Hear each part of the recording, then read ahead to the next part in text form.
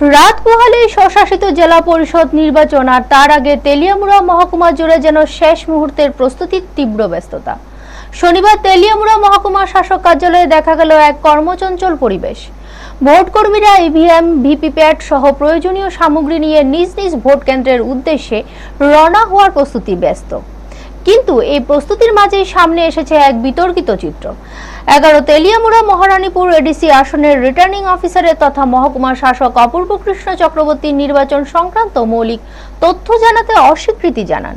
সাংবাদিকদের পক্ষ থেকে ভোটার সংখ্যা, পোলিং স্টেশনের সংখ্যা বা প্রশাসনিক প্রস্তুতি নিয়ে প্রশ্ন করা হলে তিনি বারবার এই বিষয়ে কিছু বলতে পারবেন না বলে জানান। এমনকি হাত জোর করে নিজের অক্ষমতাও প্রকাশ করেন।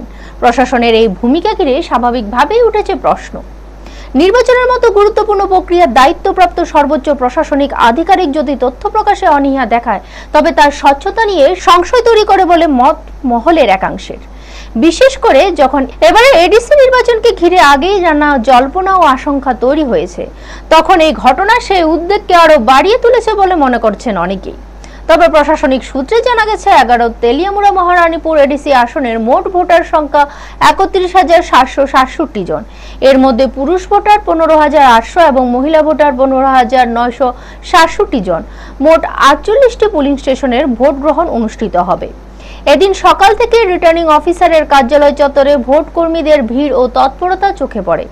সকলে দ্রুততার সঙ্গে প্রয়োজনীয় সামগ্রী সংগ্রহ করে নির্ধারিত কেন্দ্রে পৌঁছানোর কাজে ব্যস্ত ছিলেন। সব মিলিয়ে এদিকে জোর কদমের প্রস্তুতি, অন্যদিকে প্রশাসনিক নীরবতা। এই দুইয়ের মাঝে তেলিয়ামুড়া এডিসি নির্বাচনের প্রাক্কালে তৈরি হয়েছে এক ভিন্ন আবহ। এখন দেখার বিষয় আগামীকাল ভোট প্রক্রিয়া কতটা সুষ্ঠুভাবে সম্পূর্ণ হয়। ব্যুরো রিপোর্ট, নিউজ তৎকাল 24। আপনি আরো ইন্টারভিউ দেন না?